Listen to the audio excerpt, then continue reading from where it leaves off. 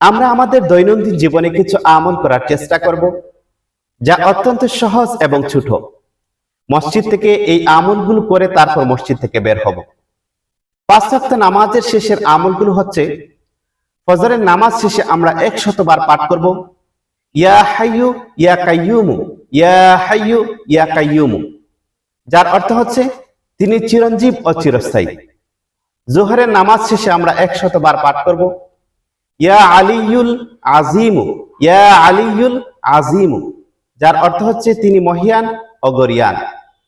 আসরের নামাজ শেষে আমরা ১০০ বার পাঠ করব, ইয়া রহমানু ইয়া রাহিমু, ইয়া রহমানু ইয়া রাহিমু, যার অর্থ হচ্ছে তিনি দয়ালু ও করুণাময়।